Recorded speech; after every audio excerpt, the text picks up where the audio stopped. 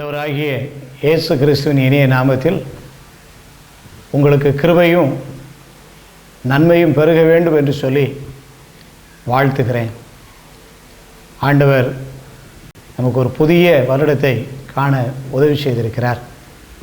2008 ஆண்டு முழுவதும் நம்மோடு கூட இருந்து நம்மை நடத்தின ஆண்டவர் 2009 ஆண்டிலே நாம் பிரவேசிக்கும்படியாக தேவன் நமக்கு கிருபை செய்திருக்கிறார்.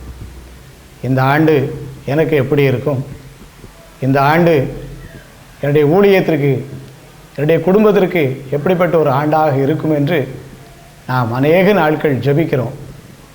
கர்த்தருடைய கிருபையினாலும் கூட இந்த ஆண்டுக்காக நாம் ஜெபித்த வேளையில் நமக்கும் நம்முடைய குடும்பத்திற்கும் நம்முடைய தேசத்திற்கும் நம்முடைய எழுப்புதல் ஜெப ஐக்கியத்திற்கும் ஆசீர்வாதமாக ஆண்டவர் கொடுத்த வார்த்தை 1 யோவான் 2வது அதிகாரம் 27வது வசனமாகும். நான் வாசிக்கிறேன். அந்த அபிஷேகம் சகலத்தையும் குறித்து உங்களுக்கு போதிக்கிறது. அந்த அபிஷேகம் சகலத்தையும் குறித்து உங்களுக்கு போதிக்கிறது. இந்த வார்த்தைகளை தேவன் இந்த ஆண்டு நமக்கு வாக்குத்தத்தமாக கொடுத்திருக்கிறார். பிரியமானவர்களே, இந்த அபிஷேகத்தை நாம் பெற்றுக்கொள்ளும்போது, இந்த அபிஷேகத்தை காத்து கொள்ளும்போது, இந்த அபிஷேகத்திலே நாம் நிரம்பி இருக்கும்போது, இந்த அபிஷேகம் நமக்குள்ளாக கிரியை செய்கிறது, நமக்கு போதிக்கிறது.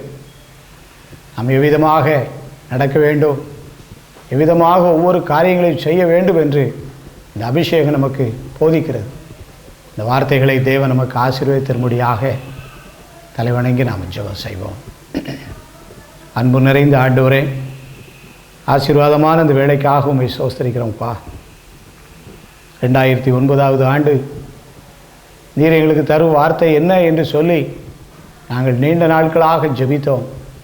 எங்களுக்கு நீ தந்த அப்படி சத்திய வசனத்திற்காக, வாக்குத்தத்தத்திற்காக நன்றி செலுத்துகிறோம். இந்த வார்த்தைகளின்படி இந்த ஆண்டு முழுவதும் பரிசுத்த ஆவியானவர் எங்களை வழி நடத்துவீராக. உடைய அற்புதங்களை காண எங்களுக்கு உதவி செய்வீராக. நாங்கள் ஜெபம் செய்து கொண்டிருக்கும் போதே அபிஷேகம் கிடைக்க கிருபை செய்வீராக. இந்த வார்த்தைகளின் மூலமாக தொடர்ந்து ஆவியானவர் எங்களோடு கூட பேச வேண்டும் என்று இயேசுவின் மூலம் ஜெபிக்கிறேன் நல்ல பிதாவே. ஆமென், ஆமென். பிரியமானவர்களே, வேதத்திலே நாம் கர்த்தருடைய அபிஷேகம் பெற்றவர்களை அநேகரை நாம் பார்க்க முடிகிறது. அதில் ஒரே ஒரு தேவ மனுஷனாகிய யோசேப்பை குறித்து நாம் வேதத்தில் விதமாக வாசிக்கிறோம். ஆதியாகமத்தின் புஸ்தகம் 41வது அதிகாரம் 38வது வசனம். ஆதியாகமம் 41வது அதிகாரம் 38வது வசனத்தில், அப்பொழுது பார்வோன் தன் ஊழியக்காரரை நோக்கி, தேவ ஆவியை பெற்ற இந்த மனுஷனைப் போல வேறொருவன் உண்டோ என்று சொன்னதாக வேதம் நமக்கு சொல்லுகிறது. எகிப்தின் அதிபதியாக இருக்கக்கூடிய பார்வோன் ராஜா தன்னுடைய தேசத்தில் திரளான ஜனங்கள் உண்டு, அதிகாரிகள் உண்டு, தனக்கு உதவியாக இருக்கக்கூடிய மந்திரிமார்கள் உண்டு. இத்தனை பேர் இருந்தாலும் கூட அத்தனை பேருக்கும் இல்லாத ஒரு கனத்தை, அத்தனை பேருக்கு இல்லாத ஒரு மரியாதையை, அத்தனை பேருக்கு இல்லாத ஒரு சிறந்த வார்த்தையை ஒரு யோசேப்பு என்கிற மனிதனுக்கு சொல்லுகிறார். இந்த வார்த்தையை பார்வோன் யோசேப்புக்கு சொல்லுவதற்கு காரணம் என்னவென்றால், அந்த வசனத்தில் சொல்லப்பட்டிருக்கிறது, தேவ ஆவியை பெற்ற இந்த மனுஷன் என்று சொல்லப்பட்டிருக்கிறது. தேவனுடைய ஆவியானவர் ஒரு மனுஷனுக்குள் வரும்போது அவன் விசேஷித்தவனாக மாறிவிடுகிறான். அல்லேலூயா. அந்த விசேஷித்த ஆவி அந்த நாட்களிலே யோசேப்புக்குள்ளாக காணப்பட்டதாக வேதம் நமக்கு சொல்லுகிறது. இந்த விசேஷித்த ஆவி யோசேப்புக்குள் வந்தவுடனே கர்த்தர் அவனை ஆசீர்வாதமாக வழிநடத்துகிறார். கர்த்தர் அவனுக்குள்ளாக இருந்து பயங்கரமான காரியங்களை செய்கிறார். வேதத்தில் வாசிக்கிறோம், கர்த்தரே ஆவியானவர். கர்த்தருடைய ஆவி எங்கேயோ அங்கே விடுதலை உண்டு. யோசேப்புக்குள்ளாக கர்த்தர் ஆவியானவராக இருக்கிறார். அவருக்கு விடுதலை, அவர் இருக்கிற இடமெல்லாம் விடுதலை. யோசேப்பு அநியாய குற்றச்சாட்டுகளுக்கு உள்பட்டவனாக சிறைச்சாலையிலே அடைக்கப்பட்டிருந்த அந்த நாட்களிலே தேசத்தை ஆளுகை செய்த பார்வோன் ஒரே நாளில் 2 விதமான சொப்பனங்களை காண்கிறான். 2 சொப்பனங்களும் ஒரே அர்த்தமுடையது. 2 சொப்பனங்களும் ஒரே நாளிலே அவனுக்கு வந்து அந்த சொப்பனங்களை அவன் பார்த்ததிலிருந்து அவனுக்குள்ளாக ஒரு பெரிய கலக்கம் ஏற்பட்டது. முதலாவதாக ஒரு பெரிய நன்மை இருப்பது போலவும், பின்பு ஒரு பெரிய தோல்வி அல்லது கஷ்டம் வருவது போலவும் அவனுடைய பார்வையில் அந்த சொப்பனங்கள் தெரிகிறது. இதை கண்டவுடனே இந்த சொப்பனத்துக்குரிய அர்த்தம் தெரியாதபடிக்கு அவன் குழம்பி நிற்கிறான். இப்படிப்பட்ட நேரத்திலே சொப்பனத்துக்குரிய அர்த்தத்தை சொல்லும்படியாக அவன் தேசத்தில் உள்ள ஞானிகளுக்கெல்லாம் கட்டளையிடுகிறான். ஒருவராலும் இந்த சொப்பனத்துக்குரிய அர்த்தத்தை சொல்ல முடியவில்லை. கடைசியாக அவனுக்கு ஒரு நல்ல செய்தி வருகிறது. நாம் அடைத்த யோசேப்பு, நம்முடைய சிறைச்சாலையில் இருக்கக்கூடிய அந்த யோசேப்பு இப்படிப்பட்ட சொப்பனங்களுக்கு விளக்கம் சொல்லக்கூடிய கிருபை உள்ளவன் என்கிற ஒரு செய்தி பார்வோனுக்குள்ளாக கடந்து வருகிறது. இந்த செய்தியை கேள்விப்பட்ட உடனே பார்வோன் அந்த யோசேப்பை அழைத்து வரும்படியாக உத்தரவிடுகிறான்.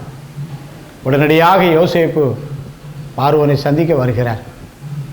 அவர் மிகுந்த ஜெபத்தோடு கூட, ஆண்டவரே தனக்குள் இருக்கிற அபிஷேகம் கிரியை செய்ய வேண்டும், தனக்குள் இருக்கிற அபிஷேகம் போதிக்க வேண்டும், தனக்குள் இருக்கிற அந்த அபிஷேகம் வழிநடத்த வேண்டும். ராஜாவுக்கு முன்பாக நிற்க போகிறேன், சிறைச்சாலையிலிருந்து கடந்து வருகிறேன், ஒரு ராஜாவுடைய நிலையில் நின்று ராஜாவுக்கு முன்பாக நின்று நான் அர்த்தத்தை சொல்ல வேண்டும், நீர் எனக்கு உதவி செய்ய வேண்டும் என்று சொல்லி மிகுந்த ஜெபத்தோடு யோசேப்பு பார்வோனுக்கு முன்பாக நிறுத்தப்படுகிறார். அவ்விதமாக நிறுத்தப்படும் போது பார்வோன் யோசேப்புக்குள்ளாக எந்த காரியத்தை குறித்து சொல்லும்போது அந்த யோசேப்பு சொல்லுகிறார், இந்த சொப்பனம் அது தேவனுடையது, தேவனே மங்களமான வார்த்தையை சொல்லுவாராக என்று சொல்லி அவர் சொல்லுகிற விளக்கம், எகிப்து தேசம் முழுவதும் பரிபூர்ணமான விளைவு 7 ஆண்டுகள் இருக்கும். அந்த 7 ஆண்டுகள் கடந்து போன பிறகு ஒரு பயங்கரமான ஒரு பஞ்சம் 7 ஆண்டுகள் தேசத்துக்குள்ளாக கடந்து வரும். ஆகவே தேசம் பாதுகாக்கப்படுவதற்காக ராஜா ஒரு காரியத்தை செய்ய வேண்டும். செழிப்புள்ள 7 வருஷங்களிலே விளையக்கூடிய தானியத்தை எவ்வளவு சேமித்து வைக்க முடியுமோ சேமித்து வைக்க வேண்டும். பஞ்சகாலம் வரக்கூடிய நாட்களில் இந்த சேமிக்கப்பட்ட தானியமானது பஞ்சகாலத்துக்கு உதவியாக இருக்கும். இந்த எகிப்து தேசத்துக்கு வரக்கூடிய காரியத்தை குறித்து தேவன் ராஜாவுக்கு இந்த காரியத்தை சொப்பனத்தின் மூலமாக வெளிப்படுத்தியிருக்கிறார். ராஜா கண்ட 2 சொப்பனத்துடைய விளக்கம் இதுதான் என்று சொல்லி அந்த நாட்களிலே யோசேப்புக்குள்ளாக இருந்த அபிஷேகம் விளவாய் போதித்து இந்த ரகசியத்தை சொல்ல வைக்கிறது. இதை கேள்விப்பட்ட உடனே ராஜா மிகுந்த மகிழ்ச்சி அடைகிறான். யாருமே தனக்கு இப்படிப்பட்ட விளக்கத்தை சொல்லவில்லை, தனக்கு இந்த ரகசியம் தெரியவில்லை. ஆகவே யாரும் சொல்ல முடியாத இந்த ரகசியத்துடைய விளக்கத்தை, இந்த மெய்ப்பொருளை யோசேப்பு சொன்னபடியினாலே ராஜா நினைக்கிறான், வேதத்திலே நான் வாசிக்கிறோம், இந்த யோசேப்பை போல விவேகமும் ஞானமுள்ளவன் வேறு ஒருவரும் இல்லை, தேவாவி பெற்றவனைப் போல வேறு ஒருவரும் இல்லை என்று சொன்னான். இப்பொழுது ஞானமும் விவேகம் பெற்ற யோசேப்பு போல வேறு ஒருவரும் இல்லை என்று சொல்லக்கூடிய அளவுக்கு தேவன் யோசேப்புக்கு ஒரு பெரிய கனத்தை கொடுக்கிறார். ஆகவே நீ இந்த ரகசியத்தை சொன்னபடியினால் நீயே என்னுடைய தேசத்திற்கு நீ அதிகாரியாக இருக்க வேண்டும், உன்னுடைய வார்த்தையின்படியே தேசத்துடைய காரியங்கள் நடைபெற வேண்டும். நீ என்ன காரியத்தை ஆண்டவனுக்கு வெளிப்படுத்தினாரோ அந்த காரியத்தின்படியே நீ செய் என்று சொல்லி அந்த நாட்களில் யோசேப்பை பார்வோன் உயர்ந்த ஸ்தலத்தில் கொண்டு வைத்து ஆசீர்வாதமாக அந்த காட்சியை பார்க்கிறான். பிரியமானவர்களே, யோசேப்பு சொன்னது போல தேசத்தில் 7 ஆண்டுகள் பயங்கரமான செழித்த நாட்களில் எவ்வளவு தானியங்களை சேர்த்து வைக்க முடியுமோ அவ்வளவு தானியங்களை சேர்த்து வைக்கிறார். பஞ்சகாலம் தொடங்குகிறது. எகிப்திலே பஞ்சம், சுற்றியுள்ள தேசமெல்லாம் பஞ்சத்தில் வாடி நிற்கிற நாட்களில் எகிப்து தேசத்திலே சேமிக்கப்பட்டுள்ள தானியமானது பஞ்சகாலத்திற்கு உதவியாக மாற ஆரம்பிக்கிறது. எகிப்து தேசத்து ஜனங்கள் இந்த பஞ்சகாலத்திலே அவர்கள் ஆகாரம் புசித்து ஆசீர்வாதமாக இருக்கிறார். பக்கத்தில் உள்ள தேசத்தில் உள்ள ஜனங்கள் எல்லாரும் கூட ஆகாரம் வேண்டி, யோசேப்புடைய சகோதரர்கள் கூட ஆகாரத்திற்கு வரக்கூடிய அளவுக்கு தேவன் அந்த நாட்களில் பின் நாட்களை ஆசீர்வாதமாக தேசத்துக்கு மாற்றி கொடுத்தார். தேசம் பஞ்ச காலத்தில் மெலிந்து விடாதபடிக்கு பாதுகாப்பாக மாறினது. அல்லேலூயா! இவ்வளவு பெரிய அற்புதமான ஒரு ரகசியத்தை யோசேப்பு சொன்னதற்கு காரணம் என்னவென்றால், அவருக்குள்ளாக இருந்த தேவனுடைய அபிஷேகமாகும். அந்த அபிஷேகம் அந்த நாட்களிலே யோசேப்புக்குள் இருந்தபடியினால் தேசத்திற்கே ஒரு யோசேப்பு ஒரு ஆசீர்வாதமாக மாறினார். இன்றைக்கும் பிரியமானவர்களே, தேசத்திலே கர்த்தர் அபிஷேகம் பெற்றவர்களை இந்த ஆண்டு கர்த்தர் எழுப்ப போகிறார். ஏராளமான அபிஷேகம் பெற்றவர்களை தேவன் எழுப்ப போகிறார். அபிஷேகம் பெற்றவர்களை இன்னும் அபிஷேகத்தால் நிரப்பி வழிநடத்த போகிறார். அபிஷேகம் பெறாதவர்களெல்லாம் அபிஷேகத்துக்குள்ளாக ஆண்டவர் கொண்டு வந்து அபிஷேகத்தை பெற்றுக்கொள் என்று சொல்லி கர்த்தர் அந்த அபிஷேகத்தால் நிரப்பி வழிநடத்த போகிறார். ஏனென்றால் நம்முடைய தேசம் இந்த ஆண்டு ஆசீர்வதிக்கப்பட வேண்டும். நம்முடைய திருச்சபைகள் இந்த ஆண்டு உயிர் மீட்சி அடைய வேண்டும். நம்முடைய குடும்பங்கள் இந்த ஆண்டிலே செழிக்க வேண்டும். நாம் ஒவ்வொருவரும் இந்த ஆண்டிலே ஒரு மிகுந்த ஆசீர்வாதம் பெற்றவர்களாக மாற வேண்டும். ஒருவேளை கடந்த காலங்கள் எல்லாம் நாம் பலவிதமான வேதனைக்குள்ளாக இருந்திருக்கலாம், விடுதலை இல்லாமல் இருந்திருக்கலாம், சோர்ந்து போயிருக்கலாம், பலவிதமான காரியத்திலே நாம் பலவீனமாக இருந்திருக்கலாம். இந்த நாட்களிலே பரிசுத்த ஆவியானவர் நமக்குள்ளாக இந்த பெரிய விடுதலையை கொடுப்பதற்காகவும், நாம் மாத்திரமல்ல அநேகருக்கு நாம் ஆசீர்வாதமாக இருப்பதற்காகவும் தேவன் இந்த அபிஷேகத்தை இந்த கடைசி நாட்களிலே நமக்கு அதிகமாக தரப்போகிறார். நம்முடைய எழுப்புதல் ஜெப ஐக்கியம் இந்த அபிஷேகத்தால் நிரம்பி இந்த ஆண்டு முழுவதும் நடத்தப்பட போகிறது. நாம் ஒவ்வொருவரும் அபிஷேகத்தால் நிரம்பி அற்புதங்களை நாம் செய்ய போகிறோம், அற்புதங்களை காணப்போகிறோம். அதை வல்லமையான செயல்களை தேவன் நமக்கு காண்பிக்க போகிறார்.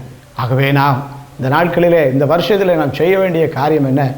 யோசேப்பு அந்த நாளிலே கர்த்தருடைய அபிஷேகத்தை பெற்றுக்கொண்டு கடுமையான பிரச்சனையினால் தேசம் வாடியிருந்த நேரத்தில் ஒரு சரியான வழியை அது காண்பித்தது போல இந்த அபிஷேகத்தை நாம் ஒவ்வொருவரும் அளவில்லாமல் பெற்றுக்கொண்டு இந்த அபிஷேகம் எவ்விதமாக நமக்கு போதிக்கிறதோ அந்த அபிஷேகம் நம்மை போதித்தபடியே நாம் நடந்து கொள்வதற்கு நம்மை முழுமையாக அர்ப்பணிப்போமானால் தேவனுடைய வல்லமையான அபிஷேகம் நம்மை ஆசீர்வதிக்கும், நம்மை பலப்படுத்தும், நமக்குள்ளாய் கிரியை செய்யும்.